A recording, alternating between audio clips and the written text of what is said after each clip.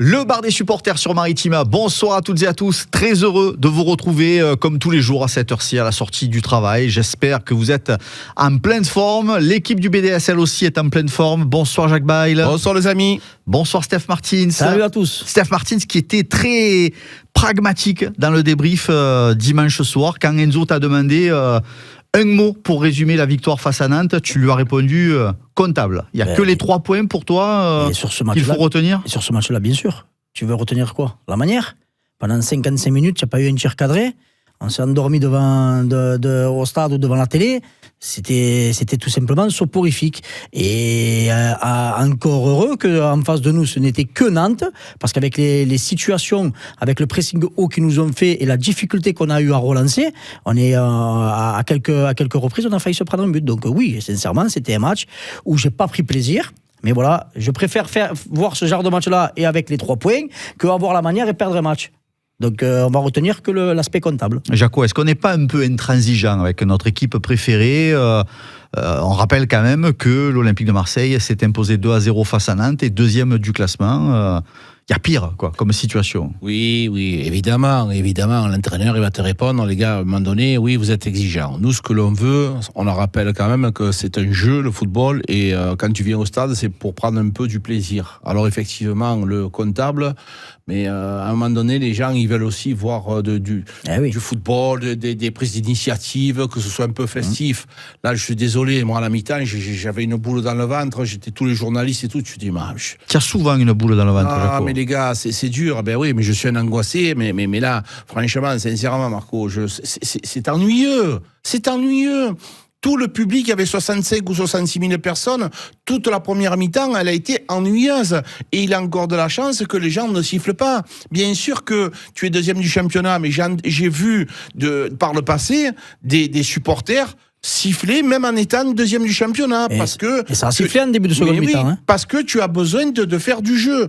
Donc je pense que Roberto De Zerbi doit comprendre qu'il faut être un peu attractif. Voilà, il manque d'attractivité à l'Olympique de Marseille. C'est quoi? C'est ce que tu disais tout à l'heure. C'est quoi l'inquiétude majeure? C'est de se dire que les choses qui suffisent face à des clubs comme Saint-Etienne ou Nantes risquent de ne pas suffire face au PSG, Monaco ou Lille. Il n'y a pas besoin, Auxerre. Ils ont été efficace face à nous. Il suffit qu'il y ait une équipe qui a un peu plus de réalisme devant, tu leur laisses trop d'opportunités. Donc à ce moment-là, si devant ils sont bons et qu'ils la mettent au fond, tu es en difficulté. Et on le voit à chaque fois qu'on est mené au score. Il y a certains matchs où on a su rebondir, il n'y a aucun souci. On va rappeler Lyon et d'autres matchs. Mais voilà, tu te mets en difficulté tout seul. Moi, ce que je n'arrive pas à comprendre, et attention, on ne remet rien en cause.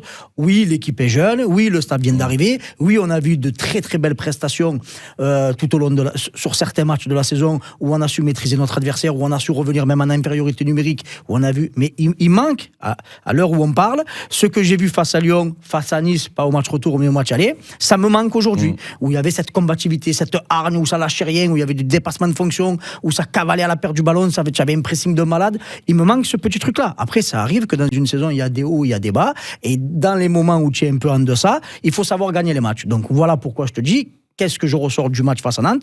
L'aspect comptable. Et tant mieux pour l'OM. Mais tu sais, quand dans le débrief, il y avait Bernard. Un auditeur qui appelle régulièrement et tout avec l'accent. Oh les gars, moi c'est Rudy l'homme du match. Il a dit à plusieurs reprises. Vrai. Mais les gars, la première mi-temps. Il est en folie, première mi-temps. Il te dit, mais et il a raison, c'est ce qu'on disait. Si le gardien il ne fait pas des exploits, encore une fois, parce que Nantes a manqué de réalisme et de lucidité devant les cages. Donc c'est aussi ça. Si tu veux, si tu es objectif, oui, à la victoire au bout, mais ça a été tiré pas par les cheveux, parce que effectivement, Nantes a eu des occasions et des occasions franches, et si on a la chance, heureusement, d'avoir un gardien exceptionnel, je vous le dis, il est exceptionnel. Si nous avions le gardien de la saison dernière, on n'en serait pas là. On ne serait pas second du championnat de France s'il y avait Paul Lopez dans les cages. Voilà, c'est pas possible, parce qu'un gardien, il est important. Quand je vois l'équipe de Montpellier et que je vois le gardien de Montpellier qui a pris 54 ou 56 buts maintenant, je crois, parce que tu as un gardien qui est moyen. Donc nous, on a un gardien exceptionnel. Une grande équipe sans grand gardien, ça n'existe pas. Donc c'est pour ça qu'il faut le signaler. Avec la question qui occupe tous les débriefs de France et de Navarre, qui occupe toutes les machines à café le lendemain du match, Valentin Rongier, l'homme qui a rallumé le stade, comme disait Jaco. Vous en êtes où de votre réflexion? Il y a plus l'ombre d'un doute pour vous. Il faut absolument qu'il revienne au cœur du dispositif et qu'on arrête de se poser la question. Est-ce qu'il faut Bennacer, Højbjerg? Est-ce que le premier joueur à mettre sur la feuille de match, comme a dit Jaco ou un auditeur, je me rappelle plus, ou peut-être toi, c'est Valentin Rongier. Bien sûr, mais quand tu dis, est-ce que ça fait des semaines et des semaines qu'on le dit sur ce plateau? Voilà, après, Jacques, il le répète assez souvent, on n'est pas bridé à 11 joueurs, c'est un groupe. Un groupe, il y a des joueurs qui vont être en très grande forme pendant 3, 4, 5 matchs, ils vont être un peu moins bien pendant 2, 3 matchs, et quand ces joueurs-là sont moins bien, tout n'importe quel nom que tu as derrière le dos, s'il y a des joueurs qui sont plus en forme que toi, tu vas sur le banc et tu fais jouer les gens qui sont en forme. Rongier, depuis qu'il est revenu de blessure, il a été tout simplement exceptionnel. Quand tu entends le coach parler de lui, il te dit c'est le régulateur, c'est le stabilisateur. On n'a pas compris. Que Bennacer soit au-dessus, il n'y a aucun souci. Personne n'est là pour dire le contraire. Niveau international, des grands clubs européens, il n'y a aucun problème. Mais à l'heure où on parle, il est un peu en deçà. Donc s'il est un peu en deçà, on met les mecs en forme. Moi, je te dis, le premier que je mets sur la feuille au milieu, c'est Rongier. Et après, un Rongier Bennacer, un Rongier Højbjerg, et après en fonction de la forme du moment. Mais Rongier, au vu de ce qu'il nous montre, il doit être titulaire dans cette équipe. Il est trop sage. C'est le fils ou le beau-fils idéal. Gentil. Pourquoi? Parce qu'il ne rouspète pas quand on le met sur la touche. Si j'étais son conseiller, je vais dire, tu sais ce que je vais? Je vais t'acheter une perruque pour avoir les cheveux longs. Je vais te mettre un chewing-gum. Une boucle d'oreille. Voilà, une dent en or, une boucle d'oreille, des tatouages dans le coude, des calcomanies à coller. Et je vais arriver, je vais dire maintenant, tu es d'origine argentine. Voilà, et tu vas voir Valentino Rodienzo. Et tu vas voir si tu vas pas être titulaire. Non, mais Colombie. Non, mais c'est incroyable quand même. Tous les entraîneurs qui arrivent, ils le mettent titulaire. Et si je peux dire quelque chose, monsieur Didier Deschamps, à quel moment vous allez me le prendre, ce mec? Il est exceptionnel dans la récupération, dans un groupe, il dit jamais rien.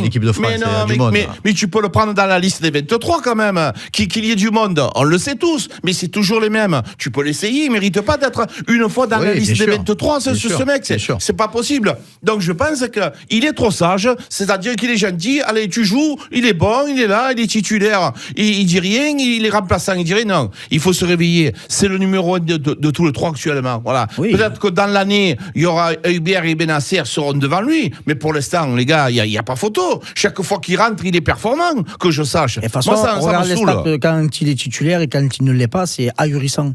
C'est ahurissant. Et après, ce genre de joueur, c'est des diamants pour un effectif et pour un coach. Pourquoi? Parce qu'il te fait le sale boulot.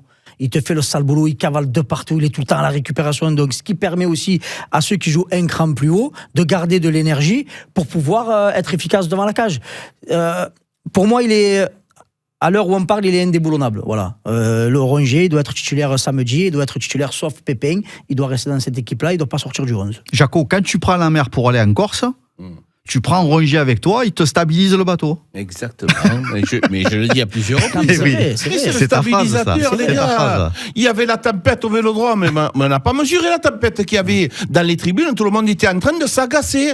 Il est venu, le mec, petite accélération, et lui, il n'a pas essayé de tirer au cage bêtement, de la lucidité, un bon ballon. Il en a récupéré énormément. Donc voilà, je pense que c'est indispensable. Je ne comprends pas, j'ai pas envie de me répéter, c'est pas possible. Et tu sais que quand tu es entraîneur, moi je l'ai fait pendant de nombreuses années, ces mecs-là dans le groupe, heureusement que tu en as. Oui. Parce que tu en as, excusez-moi l'expression, des casse-burnes, pour être poli, qui tout le temps, ils se plaignent quand ils jouent, ils se plaignent quand ils jouent pas, une fois ils sont blessés, une fois c'est la maman qui va pas. Donc lui, il dit jamais rien, il est toujours disponible. Il travaille. À un moment donné, on fait plaisir à ceux qui râlent.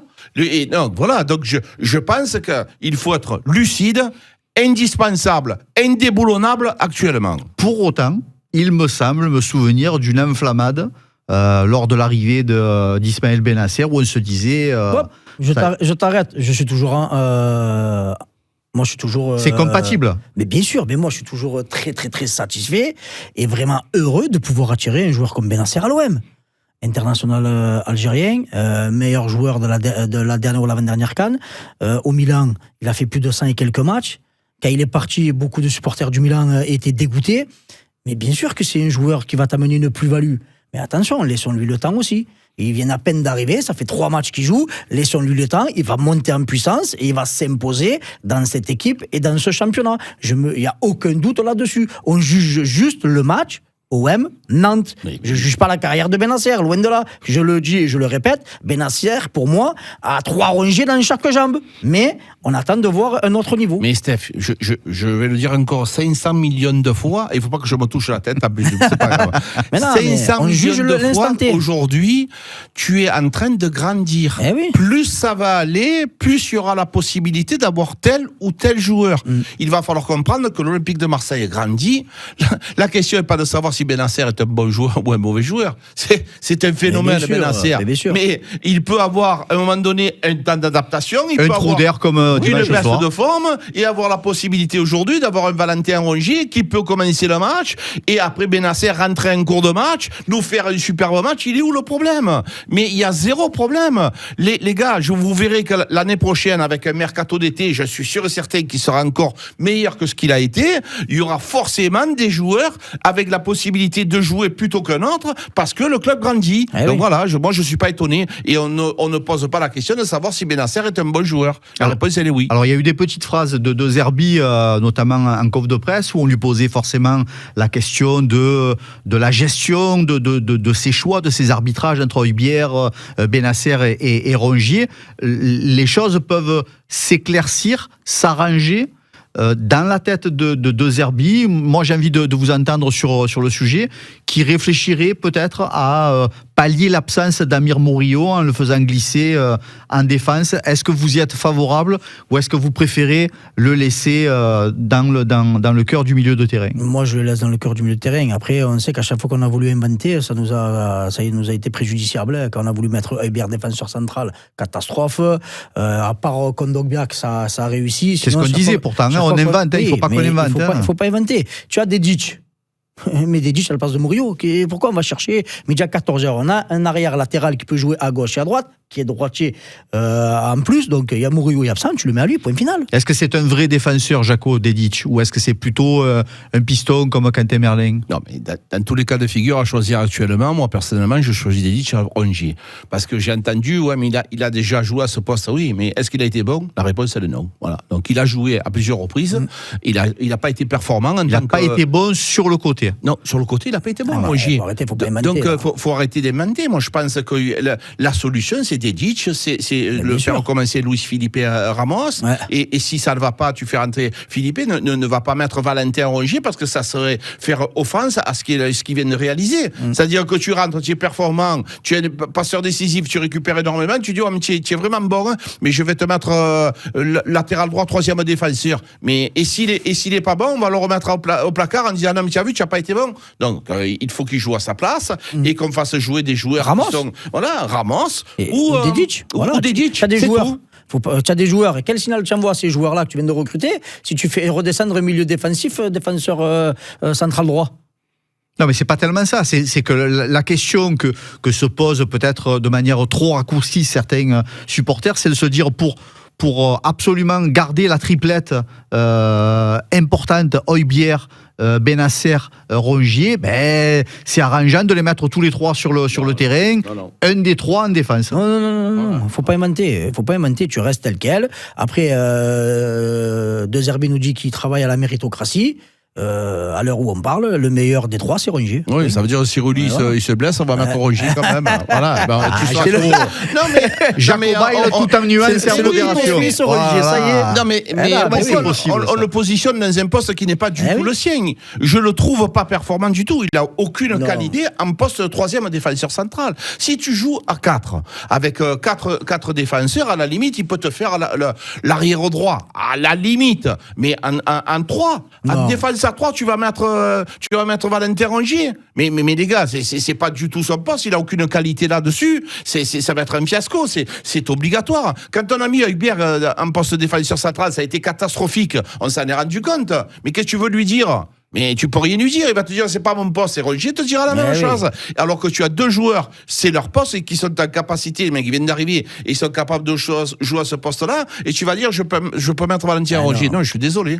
Amir Morillo qui sera absent quelques semaines, le moins possible, on l'espère. Amir Morillo qui aurait donné son accord pour une prolongation de contrat pour 2 années supplémentaires. Ça l'amènerait jusqu'en 2028. Est-ce que ça va dans le bon sens pour toi? Ça va dans le très bon sens. Et je pense que c'est pas que pour moi. Quand on voit la saison qu'il fait, le mec, il est très pro. Chaque fois qu'on fait appel à lui, c'est toujours propre, c'est classe, c'est efficace. Ça rechigne pas dans les efforts. Donc, quand tu vois, on a payé un peu plus de 2 millions d'euros. Donc, quand on voit le rendu sur le terrain, encore heureux qu'on le prolonge.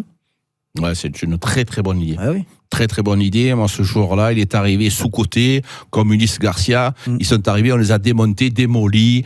La presse internationale et nationale nous a dit ils sont pas bons.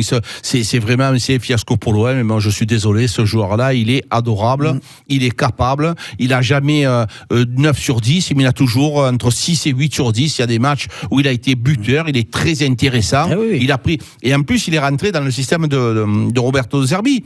C'est aussi ça. C'est comme les puzzles. À un moment donné, lui, il est rentré dans le puzzle. Et il va très, très bien. Donc, très heureux et très fier de pouvoir le garder avec nous. Je reviens sur Valentin Rongier. Prolongation, il doit y avoir impérativement aussi? Oui, bien sûr. Sauf après, c'est le club qui choisira.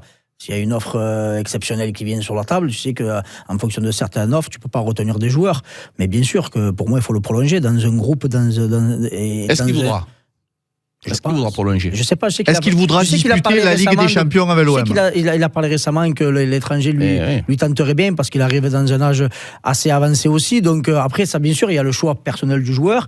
Il faut que ce soit au double volontariat, comme on dit. Il faut que le joueur accepte que le club a la proposition qui va lui faire qu'elle soit cohérente aussi.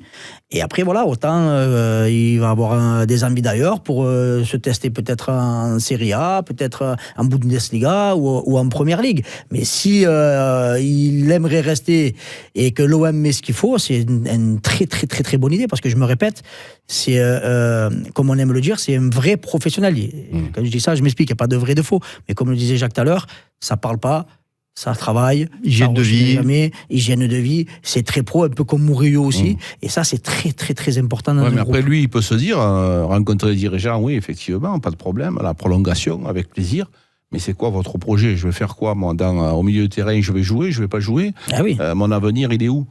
Si c'est pour venir être numéro 14 ou numéro 15, voire numéro 16, j'ai envie de jouer au football. Ou devoir prouver tous les trimestres qu'il faut que je rentre dans le dispositif. Moi, ça me gêne pas, parce que ça tire tout le monde vers le haut, ça. Hein. Non, mais lui, là, il faut que le joueur, il est égoïste, et c'est normal. Il pense aussi à sa carrière et son envie de jouer. Il y a des joueurs qui sont carriéristes, qui veulent gagner de l'argent, et il y en a qui veulent vraiment jouer. Et lui, c'est un mec qui a envie de jouer. Donc, personnellement, moi, tu me dis, bon, tu gagnes autant, tu restes à l'OM, tu n'es pas sûr de jouer, mais on te donne là-bas, on te donne autant, mais tu joues. Tu vas partir où tu joues. En plus, on sait qu'à l'international, au niveau fiscal, c'est différent. Donc, que ce soit en Angleterre, soit toute l'Europe, c'est différent. Donc, ça peut aussi le tenter. Roberto De Zerbi, qui est un entraîneur qui n'hésite pas à encenser ses joueurs, à les féliciter devant la presse. Ça a été le cas notamment pour le retour de Léo Balerdi, son capitaine. Il y a des petites phrases quand même qui sont importantes. Attention, il est balèze. J'espère que les grosses écuries vont continuer à ne pas se rendre compte du joueur extraordinaire qu'il est pour qu'il continue à jouer avec nous le plus longtemps possible. S'il a dit ça, c'est pour que les grosses écuries le regardent et que peut-être fassent des propositions. Bien sûr. Mais bien sûr. Sinon, si toi, tu parles le Roberto De Zerbi, deuxième langue, première langue. Mais sinon, tu n'en parles pas. Le De Zerbi. Si tu veux le garder, tu le mets pas comme ça, tu l'envoies pas comme ça dans une conférence de presse. À voir après, mais en tout cas, c'est clair que Balerdi, c'est l'homme fort de cette équipe-là, avec Rouli. Derrière, il tient la baraque. En tant que capitaine, on s'est posé la question à plusieurs reprises, qui était légitime. Est-ce que c'était pas lui mettre trop de pression? Au début, il avait un peu de mal. Là, maintenant, on voit qu'il a bien digéré. C'est qu'il dosait mal son adrénaline. Oui, voilà. Donc, il a fallu un temps pour qu'il digère cela. Et on voit que voilà, il tient la baraque et plus que nécessaire. Donc, il a encore été appelé en équipe d'Argentine et sélectionné. Donc, c'est tout bénéfique et pour le joueur et pour l'Olympique de Marseille. Mais après, toujours pareil. sauf offre irrefusable, il ne doit pas bouger de l'OM. Non, mais les gens, en plus, il a mauvaise presse, ce garçon. Les gens, ils sont tombés dessus pendant très longtemps. C'est un garçon qui a été efficace. Tous les entraîneurs qui sont venus, ils l'ont fait jouer. Tu sais qu'il y a une légende quand même concernant Léo Balerdi. Léo Balerdi, il paraît qu'il joue avec un t-shirt sous le maillot où il y a marqué Jaco Forever. Oui, mais et je le revendique. Ah, Jaco sous parce que depuis le début, Jaco mi padre. Depuis tout le monde m'est tombé dessus. Il est pas bon.